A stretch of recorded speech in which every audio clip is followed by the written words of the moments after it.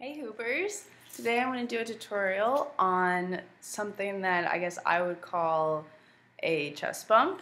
And it's kind of it's a transition for getting into vertical shoulder hooping, but it can also be a move in its own. So anyway, I'm going to go over how to get into it and out and ways that you can vary this. My favorite being to turn it into a barrel roll. So let's get started. So you can do this either direction, obviously. If you want to try it on your right hand, just reverse the directions that I'm giving you. So I'm going to start with the hoop on my left hand, and the hoop is spinning towards me. So if you want to have it on your right hand, that's fine. You just want to make sure that the hoop is spinning in towards the center of your body. And what I'm going to do is, as it comes around, I'm going to slow the hoop down by grabbing it, and I'm going to put my body in it. So it's kind of, I'm putting it in. So my arm is really close to my ribs. It's like touching. And I'm bending in and simultaneously kind of putting the hoop around myself. So now it's around my ribs. When I get to this point, I'm going to release my hand, the hoop's going to hit my back, and I'm going to bump up like this and then grab with my other hand down here. So you can slow this down by just putting it on and then grabbing and taking it off like that. And then now you have the hoop spinning away from you, and it's on your right hand. So we'll go over this. You can just learn it by putting it on and then taking it off and get used to that motion. Oh, it's a little awkward. But as you'll see, it's easier once you let go of the hoop to let it hit your back and kind of bounce. And that's the bump. So keep your hands near. If you're having problems, just keep your hands up like this, like real close to your chest. And you don't even have to really move them. But once you get more comfortable with the motion, you can kind of play with it a little bit, loosen up, and work on it. So I'll show you from the side so you can see. Really the trick is to round your back to get that little bump and to push up a little bit too. So like that. If you are familiar with vertical chest hooping,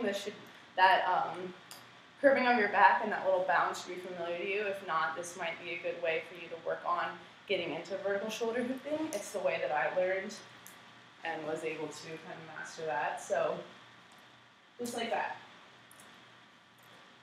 So ways to kind of vary this once you've gotten more comfortable with the motion. You can lead with your elbows, so you can have your arms out. You can just start shoulder hooping and then take it off. But really the main thing to think about is, or to remember, is that you're kind of placing the hoop on your back, letting it roll, and then grabbing it. It's not a scary thing. You don't have to think about like sending yourself through the hoop, because really you can just kind of like place it on. So really think about that. And also might help to move think about moving your head in a circle, so that you're making that rounded, like bumping motion more thoroughly. If you're having difficulty with your right hand, just keep it close to your body, and once the hoop comes around here and is coming back up again, it should come right near your hand and be easy to grab. Just like that. So, ways to vary this, besides kind of loosening up and doing whatever you can, do more time around like this before you take it off. You can do bump and then turn it into a isolation. You can go just like I just did there. Start doing some like breaks. And my personal favorite is doing this bump into a barrel roll. So bump, and then when you're going to grab it here, grab it with your other hand, and then just go into that barrel roll. So, like that. And I think that looks really pretty. It's a really good transition move too. Say if you're, and this obviously can go if you are vertical chest hooping.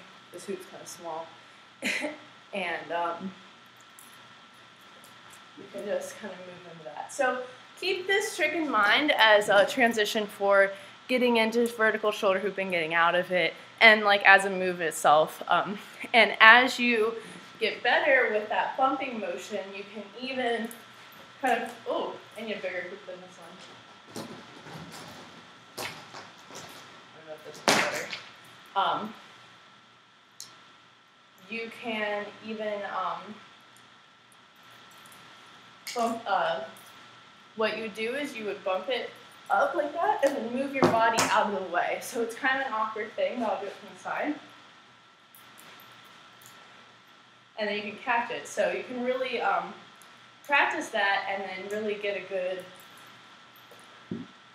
throw in there. So it's really, and you do the bump, it comes around the back, you do the bump, and then you're just moving out of the way of the hoop so that after you push it up, it can just kind of like come over your body. And sometimes it will roll around your neck. So anyway, I hope that was really helpful and you guys got some good new moves out of there and stuff to play with. So good luck, happy hooping.